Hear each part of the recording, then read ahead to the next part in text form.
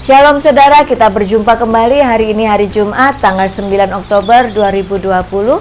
Renungan harian Mesbah Keluarga GBI Kristus Air Hidup dengan tema kita hari ini, Jamahan Roh Kudus mengubah hidup kita.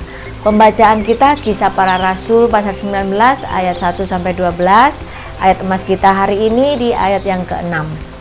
Dan ketika Paulus menumpangkan tangan di atas mereka, turunlah Roh Kudus ke atas mereka. Dan mulailah mereka berkata-kata dalam bahasa roh dan bernubuat. Saudara, kegerakan rohani terbesar gereja Tuhan dimulai saat Roh Kudus turun di hari Pentakosta. Kisah Para Rasul 2 ayat 1-13. Saat Roh Kudus melawat dan menjamah murid-murid Tuhan, terjadilah terobosan baru. Murid-murid Tuhan mengalami titik balik dalam pelayanan. Mereka melayani pekerjaan Tuhan dengan kekuatan dan semangat yang baru, sehingga pelayanan mereka tidak lagi biasa-biasa saja, tapi menjadi luar biasa. Saudara, hidup mereka menjadi berubah.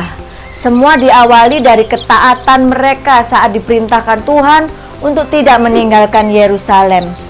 Ia melarang mereka meninggalkan Yerusalem dan menyuruh mereka tinggal di situ. Kisah Para Rasul 1 ayat 4. Sampai mereka diperlengkapi dengan kuasa Roh Kudus dari tempat yang maha tinggi. Setelah menerima kuasa Roh Kudus, barulah mereka melangkah keluar mengerjakan panggilan Tuhan sebagai pemberita Injil. Saudaraku yang terkasih, setiap orang percaya harus memiliki pengalaman pribadi dengan Roh Kudus. Sebab kehidupan kekristenan tidak dapat dipisahkan dari pekerjaan Roh Kudus.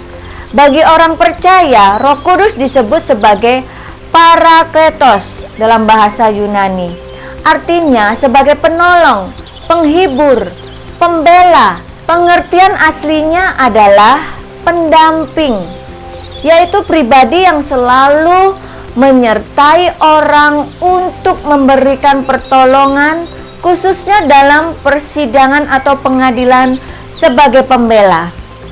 Roh Kudus menolong kita dalam setiap kesulitan dan masalah yang kita hadapi. Tanpa campur tangan Roh Kudus, kita lemah dan tidak punya kekuatan, sebab Roh Kudus ada di dalam kita, lebih besar daripada roh yang ada di dalam dunia ini. Tanpa penyertaan Roh Kudus, kita tak akan mampu menjalankan fungsi kita sebagai saksi-saksi Kristus di tengah dunia ini. Kamu akan menerima kuasa kalau Roh Kudus turun ke atas kamu, dan kamu akan menjadi saksiku di Yerusalem dan di seluruh Yudea dan Samaria dan sampai ke ujung bumi. Di tengah dunia yang penuh problematika ini, saudara, kita sangat membutuhkan Roh Kudus. Dialah yang senantiasa menghibur saat kita susah, mengingatkan kita akan penyertaannya, mengingatkan kita akan janji-janji firman-Nya dan perlindungannya, sehingga kita menjadi tenang. Renungkan firman Tuhan hari ini, saudara, karena tanpa Roh Kudus, kehidupan kekristenan kita akan tumpul. Tuhan Yesus memberkati.